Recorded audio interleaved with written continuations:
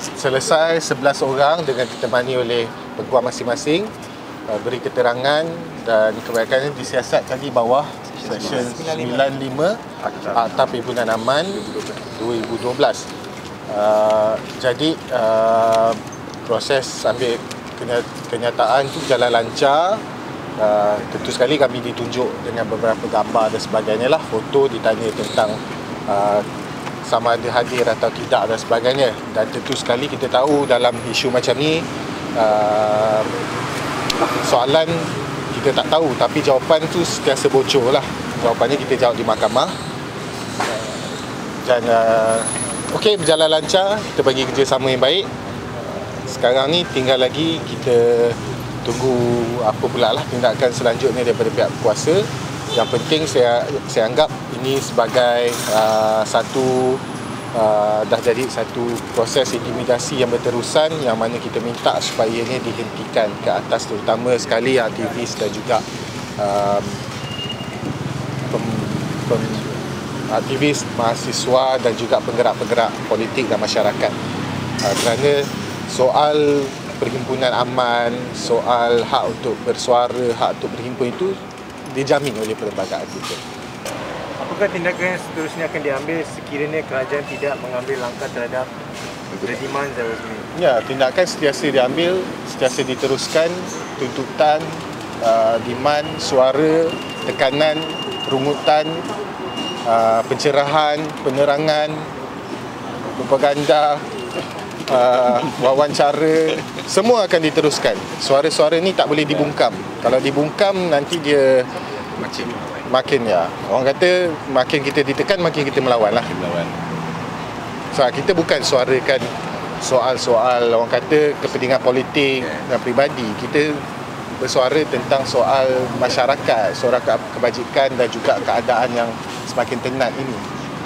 Ramai yang terkesan. Jadi saya harap kita faham, terutama masyarakat di luar, yang kalau ada yang tidak bersetuju, kena faham bahawa sebarang bentuk protes sebegini, yang pertama bukan sahaja ianya adalah hak kita semua sesuai dengan perlembagaan, peruntukan di bawah perlembagaan. Kedua juga adalah dah jadi satu kewajipan moral sebenarnya untuk terutama sekali golongan yang dalam lapangan politik, lapangan aktivisme ini perlu sentiasa bersuara. Kalau tidak ada disuarakan, maka kita risau.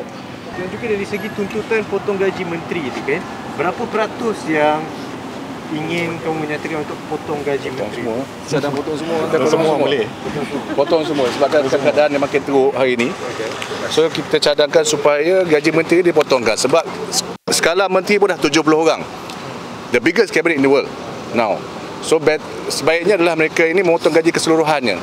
Bukan banyak pun. Allowance pun lebih banyak daripada gaji.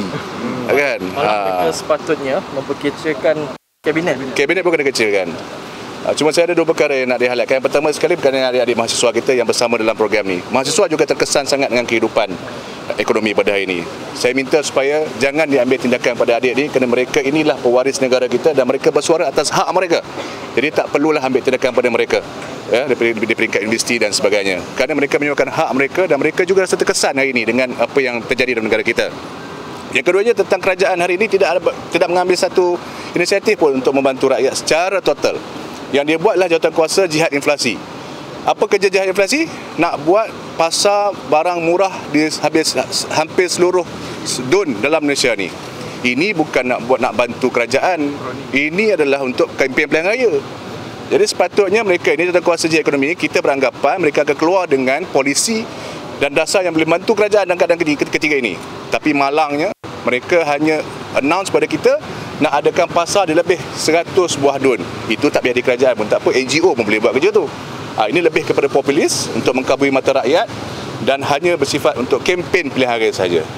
Dan saya ingin menyuruh kepada kerajaan untuk menghentikan segala intimidasi, bukan saja kepada mahasiswa tetapi semua anak muda di sini. Kita tahu bahawa sebenarnya polis banyak kerja lagi. Mereka sepatutnya lebih mementingkan atau membuat prioriti kepada kerja-kerja lain, bukan untuk mengintimidasikan rakyat kita sendiri. Tadi dikatakan tuntutan mahasiswa, tuntutan rakyat sebenarnya tak susah sangat. Kalau kerajaan mendengar, kalau ada political will, mereka sebenarnya boleh lakukan. Nak potong gaji ni sebenarnya tak susah. masa Pakatan Harapan dulu menjadi kerajaan, antara langkah pertama yang kita lakukan adalah setiap gaji menteri ada dipotong. Kerana kita tahu masa itu tenat. Sekarang masa lagi tenat. Kerana ekonomi tidak baik, rakyat sengsara, harga barang semua naik. Sebenarnya inilah langkah pertama yang kerajaan sepatutnya lakukan, tetapi sebaliknya mereka jihad melawan rakyat sendiri.